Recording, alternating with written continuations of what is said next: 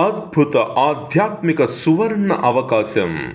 తిరుపతి పట్టణంలోని రేణుగుంటనందుగల శ్రీ త్రిశక్తి పూజా మందిర్లో దైవజ్ఞ శ్రీ గుణబ్రహ్మ సరస్వతి గారు ప్రతి గురువారం శ్రీచక్ర భవిష్యత్ దర్శన్ ద్వారా అమ్మవారు ప్రసాదించిన దైవ వాక్కుతో మీ ప్రశ్నకు సమాధానం మరియు ఆధ్యాత్మిక శాశ్వత పరిహారాలను అవధూత పరంపరలోని గురువుల అనుగ్రహంతో నేరుగా వచ్చిన వారికి తెలియపరుస్తున్నారు.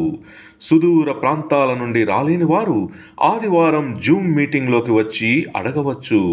మీ సమస్య జటిలమైతే శుక్రవారం గురువుగారు చేసే 24 హోమాల్లో కూడా మీకు పాల్గొనే అవకాశం ఉంటే రావచ్చు.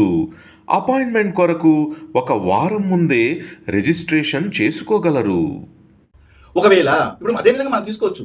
భాగ్యాధిపతి గురించి చెప్పిన, 4వ భావాధిపతి గురించి చెప్పిన, 7వ భావాధిపతి గురించి చెప్పిన, ఇప్పుడు 10వ భావాధిపతి. అదే జాతకంలోనే నేను చూశాను. ఏమిటంటే అమ్మాయి జాతకంలోనే 10వ భావాధిపతి అయినటువంటి గురువు 11లో ఉన్నారు. అప్పుడు 10, 11 లాభాస్థానంలో ప్రొఫెషన్ అధిపతి 10, 11 చేసే ప్రతి వృత్తిలో కూడాను లాభాలు రావాలి కదా, పైసా లాభం రాదు. వీళ్ళేం చెప్తారు పండితులు మహానుభావులు, అబ్బా ఏమి జాతకం అండి, మిథున లగ్నానికి 10 మరియు 7వ భావాధిపతి అంటే 7 అనేది ధనుసు రాశి, ధనుసు భావము అంటే 7వ భావాధిపతి 10వ భావాధిపతి అయినటువంటి గురువు 11వ స్థానంలో లాభస్థానంలో ఉన్నారు. కాబట్టి ఈమెకు వచ్చే భర్త వల్ల లాభాలు ఉన్నాయి, ఈమె చేసే ప్రొఫెషన్ వల్ల లాభాలు ఉన్నాయి, సర్ప్రైజ్ గెయిన్స్ పొందుతుంటే వీటన్నిటికి వ్యతిరేకంగా వాళ్ళ జీవితం జరుగుతూ ఉంటుంది. కానీ వీళ్ళ దగ్గర చెప్పించుకుంటారు, జరగలేదు అనేసి వెళ్తే దీనికి పరిహారం చేయండి అంటారు. లేదు పరిహారం చేసినా జరగలేదంటే చివరికి మన రూట్లోకి వస్తారు. అది కర్మ అండి అంటారు. బాగా వినండి, మిథున లగ్నానికి 7వ భావాధిపతి 10వ భావాధిపతి గురువండి. ఆ గురువు వెళ్ళి మేషంలో కూర్చునేశారు 11వ భావంలో.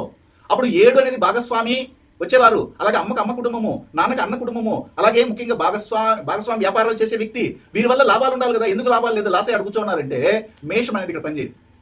అదేవిధంగా 10వ భావం ఎవరు, అత్త. పిల్లని అంటే అమ్మాయి అనుకోండి, అమ్మకు వచ్చే అత్త భర్త యొక్క తల్లి, ఆమె వల్ల ఉపయోగం ఉండదు, లేదా ఆమె లేకుండానే ఉండవచ్చు. ఒకవేళ ఆమె ఉంటే ఆమె cancer, breathing problem, wheezing problem, asthma వస్తుంది. ఇక్కడ మిథున లగ్నానికి 7వ భావాధిపతి డైరెక్ట్ గా 11లో వెళ్ళి కూర్చున్నారంటే ఆ 7 అనేది భాగస్వామి ఈమెకి సరైన ఆదరాభిమానాలను కానీ చివరి వరకు ఉండి ఆమె చూసే వాళ్ళు కానీ ఉండరు. అలాంటప్పుడు మనం ఏం చేస్తామంటే ఈ జాతకాన్ని తీసుకుని వీరికి ఇలాంటి వారితో కానీ వివాహం చేస్తే వీటన్నిటిని నల్లిఫై చేయొచ్చు అంటాం. అంటే ఇలాగే జరిగిపోతుందని మనం చెప్పడం లేదు, దాన్ని మనం రెక్టిఫై చేస్తాం. ఓహో మీకు ఇలాగ డిజైన్ చేసి పంపించాడు భగవంతుడు, దాని నుండి మనం తప్పించుకోవాలనుకుంటే మీ రూట్ మార్చండి, దానికి ఊబిలో మీరు పడరు అని మనం చెప్తాం.